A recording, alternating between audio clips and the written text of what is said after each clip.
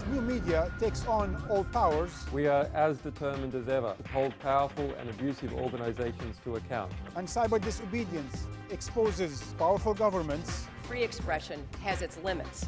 websites treated as hostile territories, If we lived in Great Britain, 007 would be getting him.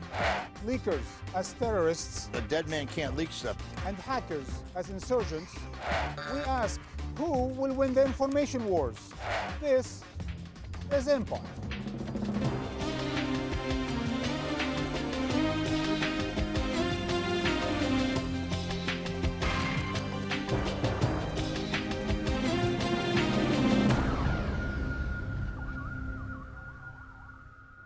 Hello and welcome to Empire, coming to you from the prestigious School of Journalism here at Columbia University in New York City for the second in our two-part series about the power of information in the age of globalization and how it transforms our lives and the relationship between people and power.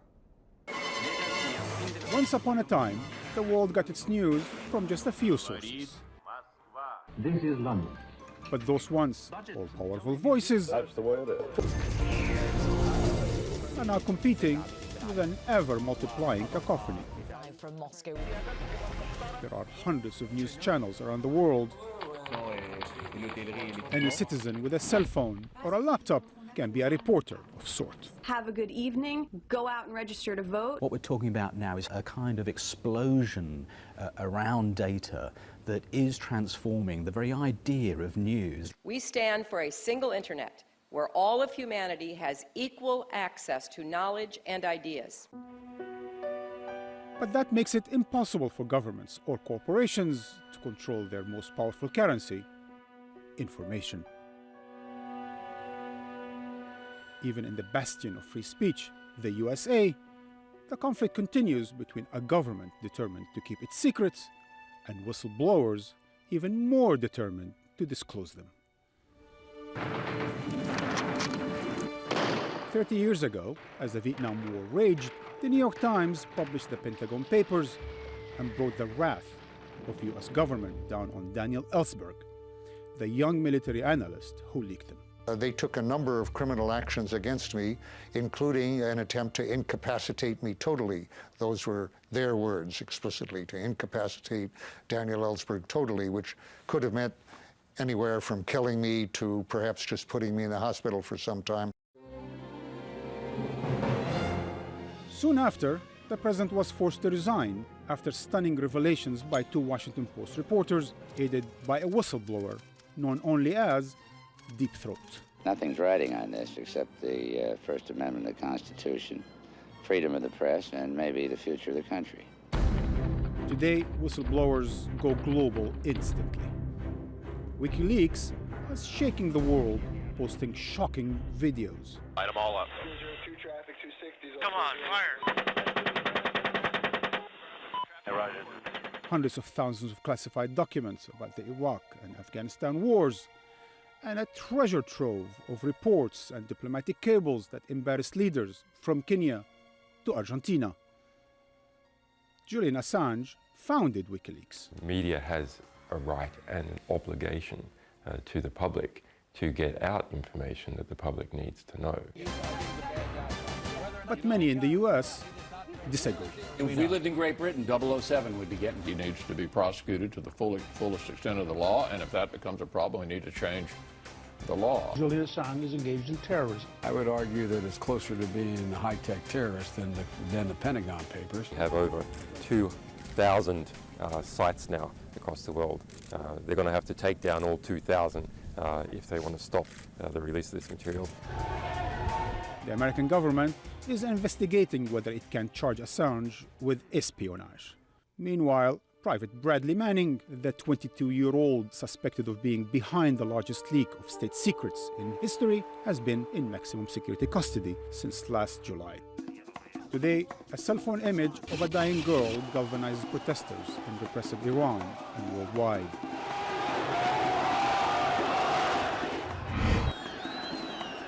News of a Tunisian fruit seller setting himself on fire ignites a citizen revolt and topples a corrupt regime. and social networks have triggered a revolution. Where will the next domino fall? Joining me to discuss the challenge of new media to governments and governed to the dictators and the dictated is Carl Bernstein. You are a Pulitzer Prize-winning reporter who famously helped oust a president. Amy Goodman, best-selling author and the dame of multimedia's Democracy Now! Professor Emily Bell, Director of Digital Journalism here at Columbia University and formerly at the British Guardian newspaper. Clay Shirky, you're a professor, author, and guru of new media.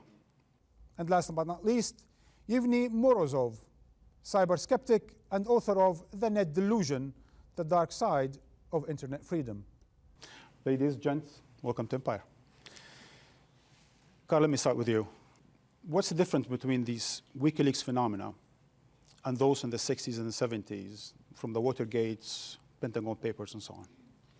Well, first of all, the WikiLeaks involves the dissemination of raw information by an organization determined to simply disseminate that information without commenting on it, basically, without putting it into context.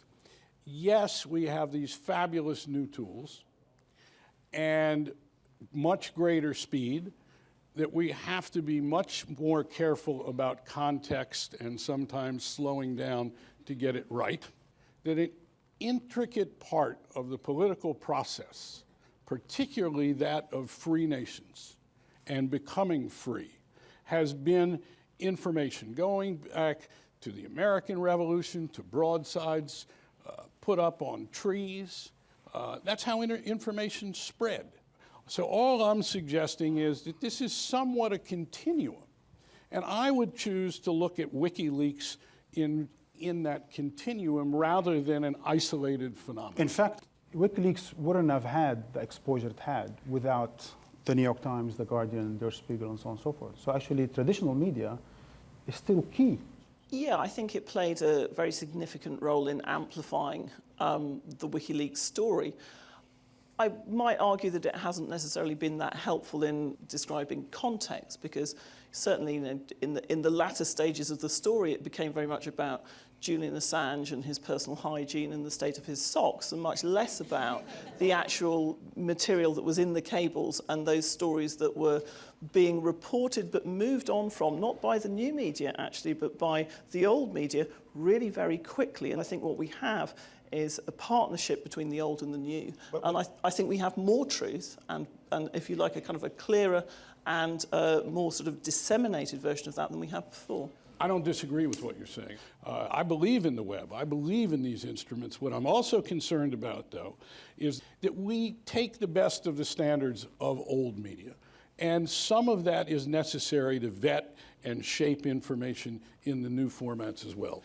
But it also means that anybody in this room or anywhere else can start and give millions of people access to false information. Before we get to the content and context, actually, Amy, the actual medium is under attack.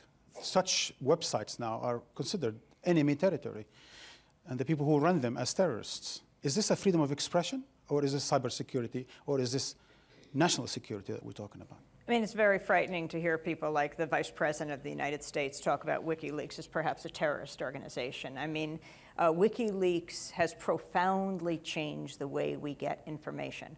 I am reminded years ago, coming out of reporting on East Timor when it was occupied by Indonesia, and we had gotten some documents under Freedom of Information Act that showed that Kissinger, way back when Indonesia invaded, had warned his colleagues at the State Department when he was Secretary of State not to say anything about the U.S. weapons flow to Indonesia that was being used to kill the people of East Timor.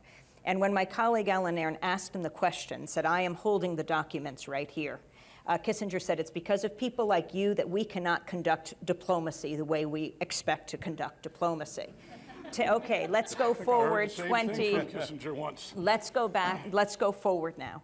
This is exactly what is happening in the age of WikiLeaks, is that governments that thrive in darkness when sunlight is shed on them, they cannot stand up. So you see what happened in Tunisia. It was because of the incredible resilience of the Tunisian people, but also because of documents released by WikiLeaks, and then that spread to Egypt.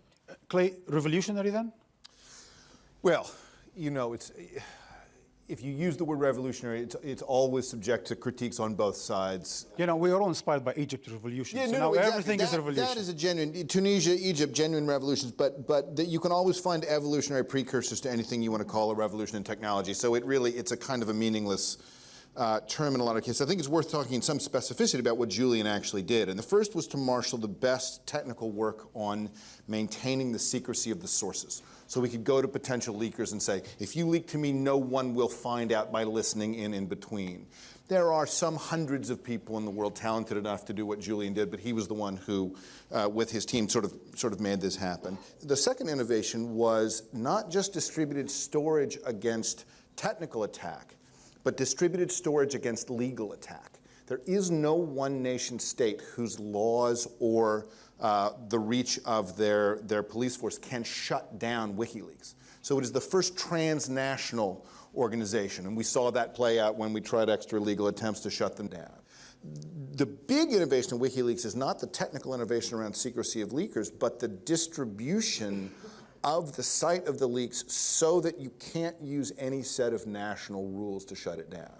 Right? Anyone leaking any document today, and I think from now on, will choose not to leak it to the national press of the country the secrets are about, because you would much rather go to a source that your own country can't reach, rather than doing it, as happened with the Pentagon Papers, entirely within one nation. But Yevgeny, I guess international regulations are also possible. I'm sure governments will have an interest in that. Well, I think in some sense WikiLeaks was lucky because it got itself a nice enemy, the government of the United States, which is constrained in many respects by the rule of law.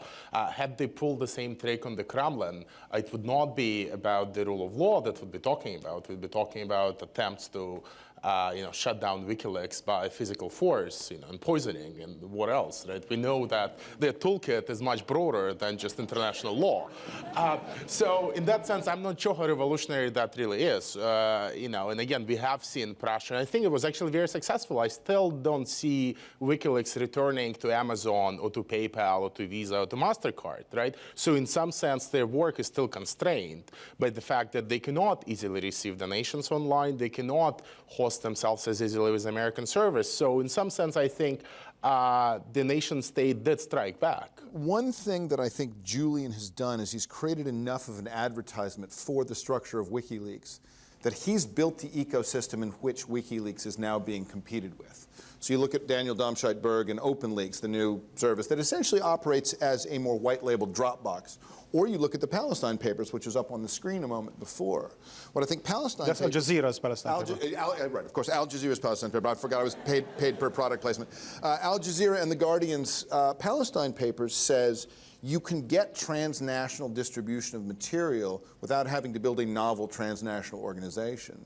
And the threat of, to governments that want to keep secrets, to Amy's point, the threat of transnational networks that are built out of existing news organizations is actually considerably harder to constrain, not against poisoning, obviously, if somebody wants to go there, but there's not nearly as much of a single titular head of the Palestine Papers operation as there was of anything WikiLeaks has ever done. So the pattern is already becoming more general. Amy, is the genie out of the bottle, you think?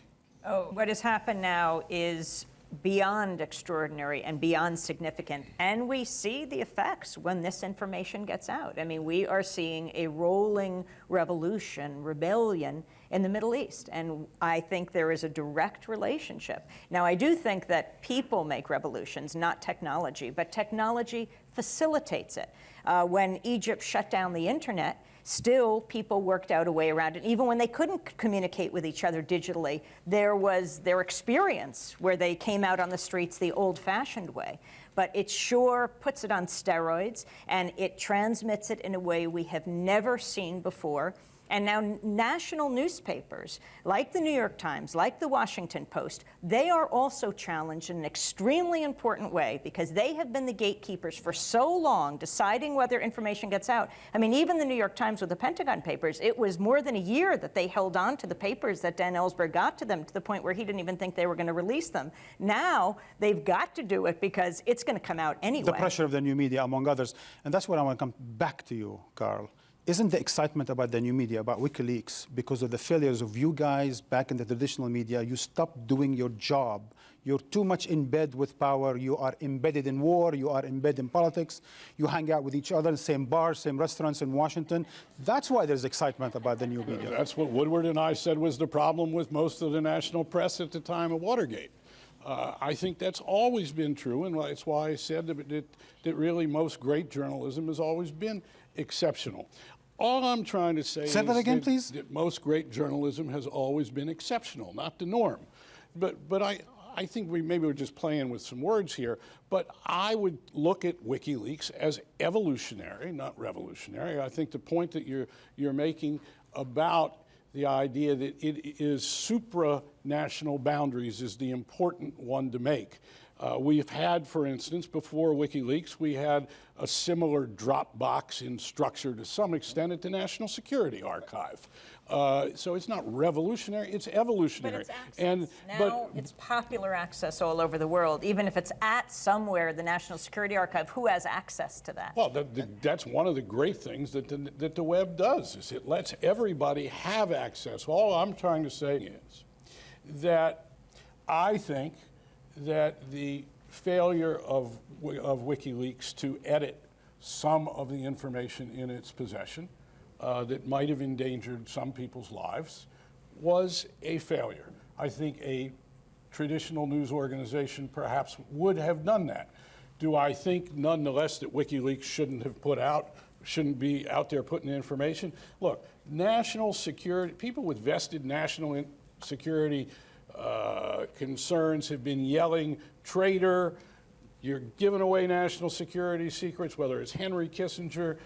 That cry has been going on forever. As Ben Bradley once said, whenever I hear the cry of national security, I know it's a red herring. Well, let me tell you what the problem with that now, and I just need to go back to my digital revolutionary here and talk about how this is becoming, in fact, dangerous, as the most liberal of all presidents in recent memory had just appointed cyber general, 4-star general.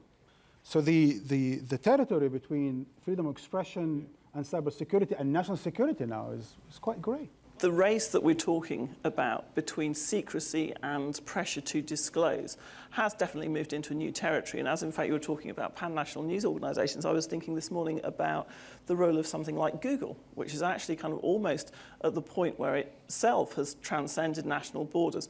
In the last 3 weeks, we've seen a change at the head of Google. We understand that one of the reasons that Larry Page, who is now chief executive, perhaps fell out with his previous chief executive was because they disagreed on China and how to approach that. We have seen an executive of Google in prison in Egypt for being an agitator and a dissenter, and I can't think of any example before where an American executive has been put in prison for trying to bring down a dictatorship. I'm sure if you've propped a few up in the past.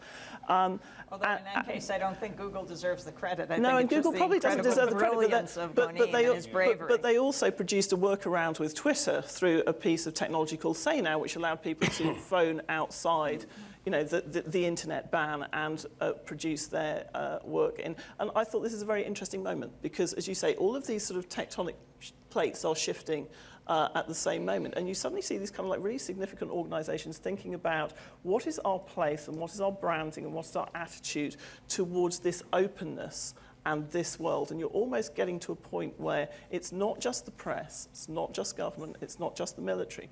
Everybody has to kind of have a view on this because you're all now in the same playground. Yevgeny, before I get to your favorite subject, China and Russia, and their treatment of internet, the question that we think of it in terms of cyber, we think of it as global and universal, but at the end of the day, there's someone sitting on a keyboard somewhere doing something, and hence they are accountable to a law somewhere.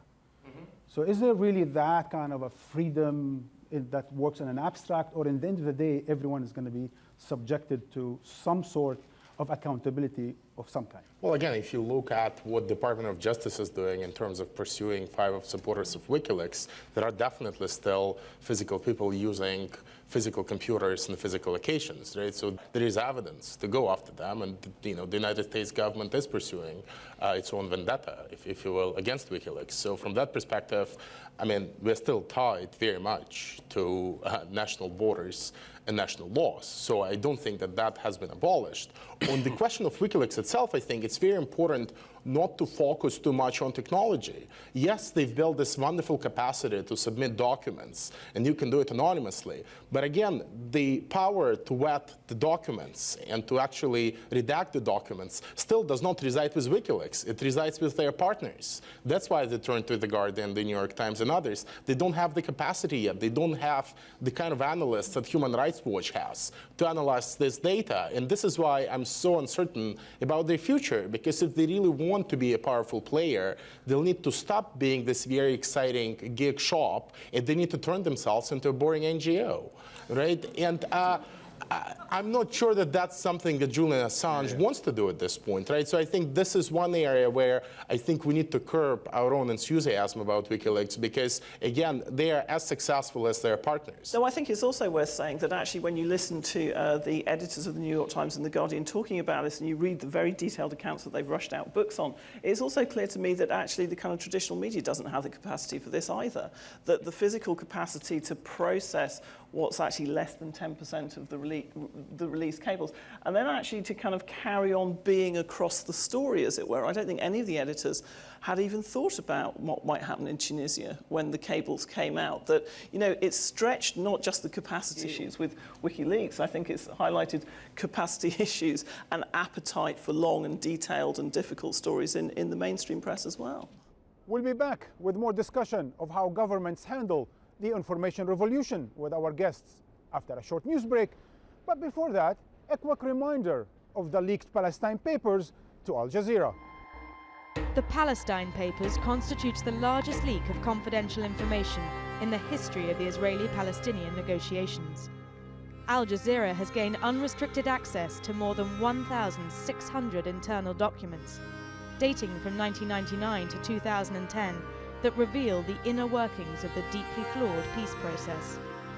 The confidential memos, emails, maps, minutes from private meetings, accounts of high-level exchanges, and confidential strategic papers from the stalled negotiations expose all sides to public scrutiny. Among the most shocking revelations were just how much the Palestinian Authority was prepared to concede on illegal Israeli settlements in East Jerusalem, including giving up the Holy City. Drawing up a new state on a napkin? What compromises the Palestinian Authority was ready to make on refugees and the right of return?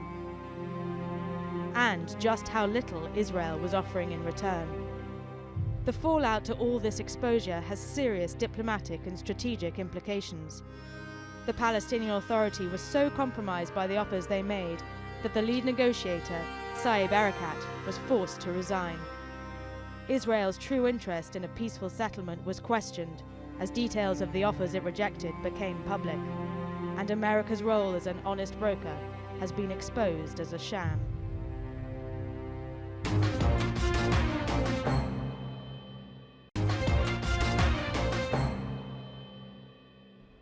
Welcome back. As information goes viral, out of control, governments scramble to salvage their influence and take advantage of the new cyber and satellite media. The Egyptian army has joined Facebook. The Libyan regime blocked the internet and jammed Al Jazeera.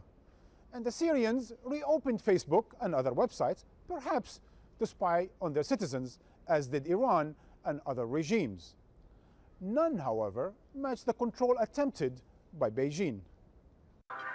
446 million people are plugged in China, making up 1/5 of all internet users in the world.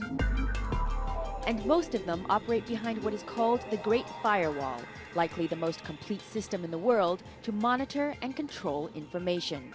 I think there is a large dose of paranoia and The information control mechanisms in China have been adapted for the internet, but essentially they are the same Leninist information control mechanisms that China's had since 1949. Major websites are blocked, including Twitter, Facebook, and YouTube. What's happening with Google? Is it really folding up its Chinese operations? The search engine giant Google could pull out of China. After China's cyber attack on Google and Google's threats in return, now U.S. Google famously decided to fight back last year, deciding not to censor its searches any longer. This followed supposed cyber espionage backed by the Chinese government against Google's Gmail servers. Indeed, the country employs an army of agents to surveil, along with sophisticated software, some from the United States, to censor what's online. It's impossible to control everything, but controlling everything isn't this government's goal. All foreign companies and internet operators in China should abide by Chinese laws and regulations. Censorship does remind people that you're being watched. But more importantly, I think the way Chinese internet censorship works is not by making it impossible to access certain kinds of information. It works by making it too inconvenient enough that most people won't bother. That does leave room for dissent, for those willing to get through the inconvenience, especially if you're careful and creative. Like this, a simple animated story about rabbits representing your ordinary Chinese. They live in a world ruled by tyrannical tigers. After years of abuse and corruption, the rabbits revolt. Subversive or just a cartoon? Actually, in China, it's not just make-believe. People have taken to the streets, most recently in 2009 in the Western Territory of Xinjiang. A terrified leadership ordered what was at that point the largest shutdown of the internet.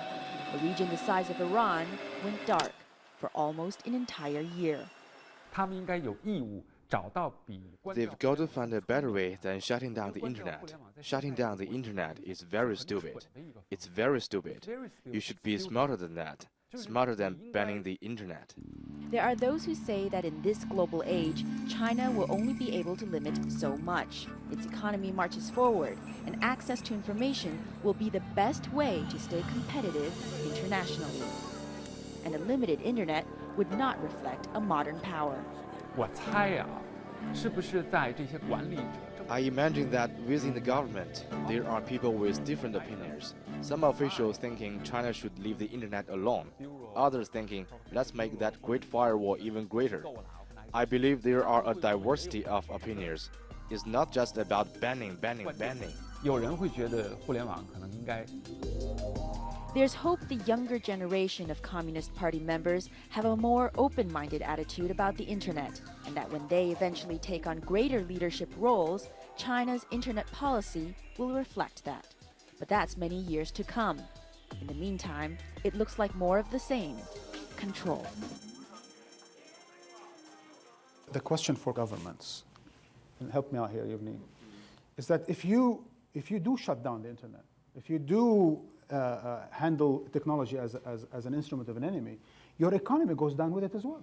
If your survival is at stake, you probably would rather survive and suffer 50% loss in your GDP than be overthrown, right? As we have seen in the case of Egypt, where Mubarak did keep it down for 7 days or so, right? I think his mistake was that he did it very late in the game. He did it on January 27th, where people were already in the square by January 25th. So in that, from that perspective, he missed his moment. Right? Actually, even saying it's not like China when they shut it down in for 9 months. District for 10 months. Shut it down. There is a tremendous amount of learning by dictators as well. I mean, now we're seeing in Sudan that their security forces actually put up fake Facebook pages to get protesters to show up in a given place and then arrested them. Well, actually, President Bashir said that he's going to take on the opposition through Facebook. Yeah, and extend electricity to the remote areas of Sudan to get his supporters online so they can go and combat. So that learning is happening on the other level as well. So what are you saying? So how do we reconcile national security with universal cyber international satellite media? Well, we don't yet. I mean, this is there's this fundamental tension in democracies. Governments need secrets, need to be able to keep at least some secrets, even if you limit it to nuclear launch codes and private information of citizens. And also, citizens of democracy have to know what's being done in our name in order to oversee the government. The problem, in particular with secrets, is the making of secrets is itself a secret. So the state can always give itself an extra helping of whatever it's set up, whatever sort of secret regime it's set up. That tension is fundamental. We just find our way to different bargains in different eras. So oppositions and people and so on are using this medium, but governments are learning. So the New York Times probably reflects this dilemma. Amy, the title goes like this: Syria reopens internet access. Watch out, there might be spying on those using it. And it's not only Middle Eastern countries, it's U.S. corporations. I mean, let's talk about, for example, Sunnydale, California, the corporation Naris, which is owned by Boeing, which sold the the surveillance equipment to Egypt, right? That they could do DPI, deep packet inspection, so they can actually geolocate the dissident voices. This is very serious. We have to look at when corporations are accomplices to despots. Yes, I think that the internet, when open and free, is the grassroots globalization's answer to corporate globalization. Corporations have been doing this for a long time. Now suddenly, we, as you were saying, can talk to each other. But governments and corporations can stop that from happening, which is why it's critical who owns the internet, who owns the press, and that goes back hundreds of years. What has occurred that is so threatening to despots is the availability to reach so many people so quickly and to permeate borders and to permeate physical things that were impenetrable by airwaves, so that in the in the revolution in the East, the latter-day revolution, unlike 1917, that people had videotapes of how people lived in the West, of rock and roll early on. I mean, you look at what Yevchenko was able to do in his poetry early on. It's because of exposure and availability of this information, of cultural factors, of an awareness of what other people can do, have done, and that too is empowering. It has always been thus, and now we have these amazing tools that up the ante. Clay, does this actually help activism, or does it enforce slackism? I think that was the word. Meaning, is this, we're all for Darfur, and I'm expressing my opinion, I am for Darfur, but doesn't really help Darfur? You can't have shout-outs for world hunger and get much done, right? So when you see the sort of Facebook causes stuff go by, that bit of slacktivism is inert at best. In the case of having a fake Facebook group and then getting people to turn out and arresting them, it's even worse. Actually, the role of kind of corporate media, mainstream media, has to be, if it's going to be true to the mission of journalism, which is holding power to account, actually able to kind of concentrate efforts against exactly these kind of inflection and pressure points in government and in corporations, which involve the law and involve finance, as well as involving government, and in other words, to focus and put a shoulder to the door on some of these. I just have two comments. I think on the question of speed, yes, it's important that social media has amplified and accelerated many of the processes. But again, from political science, we know that revolutions are highly contagious events and that they spread very quickly. In 1848, we had a series of revolutions in Europe, before television and radio and Twitter, right? Again, this is not a feature of social media. This is a feature of how revolutions spread, right? Again, it may get quicker, but the speed is built in. But the popularization of technology, it is transforming in the age of information, it's speeding. Those tools. No, but now they're available to everyone.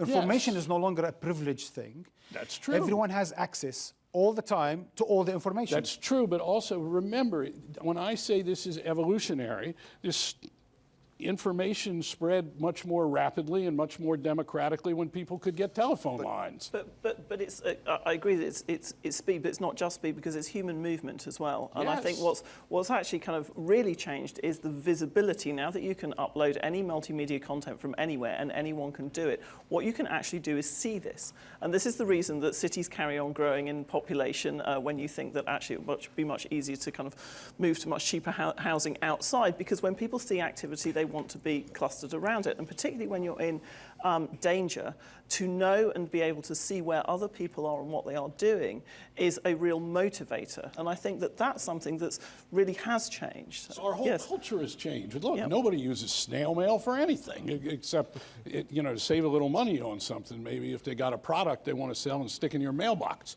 From the point of view of traditional media, I think that the changes often look like what you're talking about, which is the change in the use patterns, but that leads, I think, to an overemphasis on speed and on access to information. The biggest change here is access to each other, right? It's not so much access to information. It's what Emily's saying is visibility of what other people are doing. Why don't we take some questions, perhaps, from our audience? Please go ahead. Regarding the prospect that there should be some ethical limits on, as Carl said, perhaps editing of some of the WikiLeaks, what ethical limits do you think practically should exist, and whose onus is it? Well, first of all, on the issue of naming names, I don't think that WikiLeaks should be criticized in the way that it has been, because when I interviewed Julian Assange on Democracy Now!, he said that he appealed to the US government and said, what do you want redacted in these documents? And that they would not respond. And so then what becomes the debate is precisely what you asked. And when the cables came out, which were the most explosive for the US government, they went on to repeat the lie that they had no control over this when he said that they did. Now, the effect of the Iraq and the Afghan war logs are profound. And you realize when this videotape comes out, like the one that was just shown, July 12th, 2007, the videotape of the U.S. Apache helicopter, the soldiers opening fire on the men below, killing 2 Reuters employees, among other civilians. If we had seen videotape like this as it was happening, 2 men in Iraq putting up their hands to the helicopter, surrendering, and you have the soldiers in the plane calling back to a lawyer on the base, he said, you can't surrender to a helicopter, and they blow these guys away. If we had known this at the time, if that video had been released in February, I think there would have been an outcry, there would have been an investigation, and 5 months later, we would never have seen the same Apache helicopter unit opening fire the way they did and killing not only Namir and Saeed, but all of the people that they did and critically wounding 2 children. This is why transparency in these videotapes are so important to be released. The really radical change here is direct access to the documents themselves. In a way, context setting becomes much less important when I can go and read the cables. The ability to have original information has always been the most valuable coin in the realm. And what WikiLeaks has done, indeed, is to get hold of large, unprecedented amounts, cache, C-A-C-H-E, of information at one time. Okay, in the back over there. We don't want someone to edit our news anymore.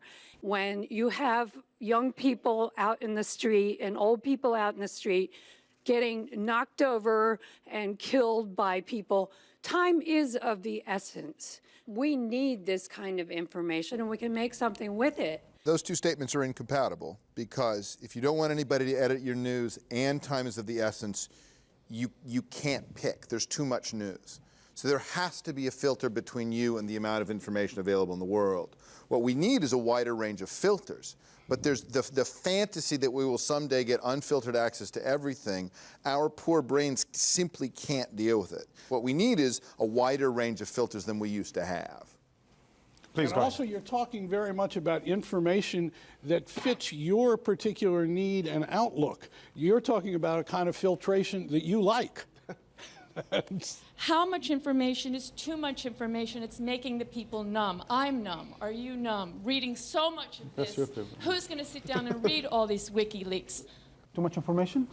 When you look to the cables, You may think that it was too much, 200,000, not all of them were released. But now, as world events happen, of course, many of the older cables gain new relevance, right? And I think this is to be fascinating, just to watch how the newspapers have misjudged the news content of many of the cables that they haven't released because they just couldn't predict what was to happen in Tunisia or Egypt or elsewhere. There is no such thing as too much information. One of the failings of the mainstream press is that it decided what was too much information, sometimes from too close a proximity perhaps to government. And it's very interesting realizing how completely cowed and reflexive the American press has become since 9/11, which is, an understandable kind of incredible shock to the national psyche. But the playing out of that, I think, has meant that you've actually now got a press which didn't push hard enough on what was an illegal war, didn't ask enough questions or understand enough about the financial system which it had encouraged, but which was fundamentally flawed and damaging.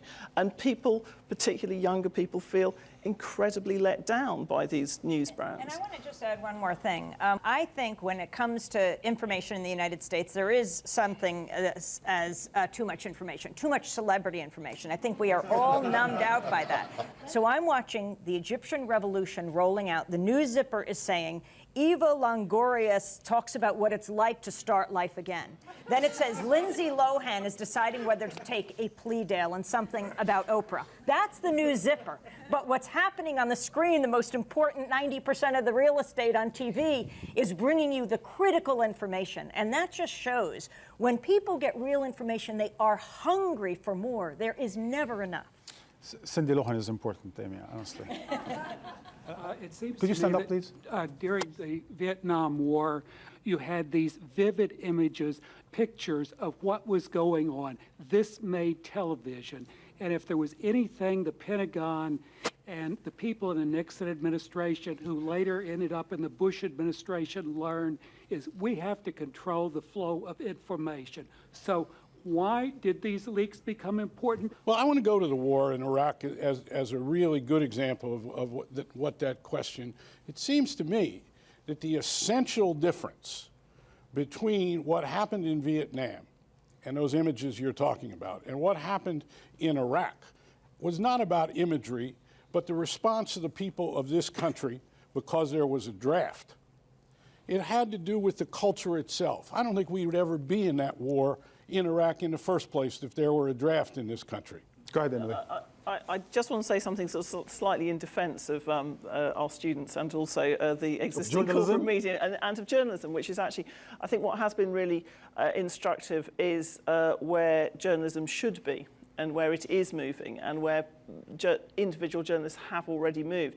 And I agreed up to a point with Amy that I think you need to hear these stories from the ground, and that's what good reporting has always been about, which is elevating those. But I think it's about kind of, what journalism, again, has always been about, which is both about pressuring for disclosure, but becoming technically and legally sophisticated enough to do that in a meaningful way, and also being able to relate narrative and data, which is actually going to be a kind of a relatively difficult job. And I thought the WikiLeaks prism of that was a great one because, as I say, you just saw the future, which is information will come to you in ugly big chunks, and you have to be able to make sense of it, and you have to be able to make people care about it. And actually, you need people who are paid money to spend time with stories to be able to do that, and those are really kind of what professional journalists do. It's a very exciting time to be a journalist because, as Carl says, you have just a much better tool set now than anybody else. As governments, particularly the NSA here, the Chinese government, as they acquire more sophistication that has the potential to undermine, shut down, conduct black ops against the internet, does this mean that, and also I think a lot of what some governments do with this information is pretty good in terms of protecting us from terrorism, for instance, that the NSA does on many levels. Nonetheless, are we going to head toward a new era of a different cat and mouse game such as we saw during the Cold War? And it's going to be a technological war between those who use the internet for freedom of expression and social change, and those who are committed to a despotic notion. Even put it in the context of beyond Egypt. Sure. To me, one of the most interesting things to have come out of the Senate's deliberations about Egypt was a comment by one of the senators that CIA failed in monitoring Facebook. And they said we need to double and triple the number of analysts who will sit there and monitor the groups. Director, station chief. So I think that would be a very interesting development where we will see both authoritarian governments and democratic governments dispatch more analysts to engage in better open source intelligence on those tools, because it will be critical for them to understand when those protests are happening early on in the cycle. I hate to sound skeptical and contrarian, but I think you'll see the opposite of what Clay has suggested. You'll actually see those governments being very careful and cautious about social media, because again, this is what happens in periods of transition.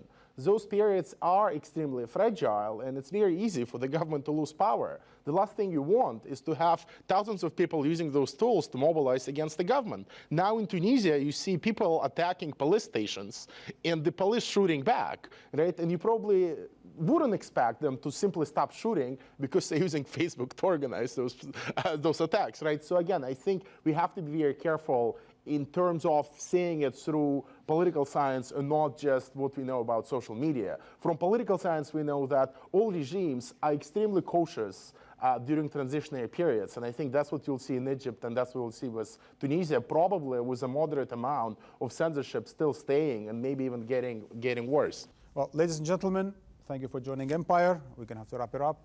And Columbia University, thank you for having us over.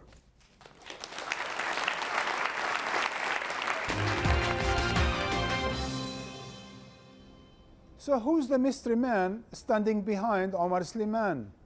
Physically stood behind the infamous Vice President of Egypt as he announced his boss's resignation.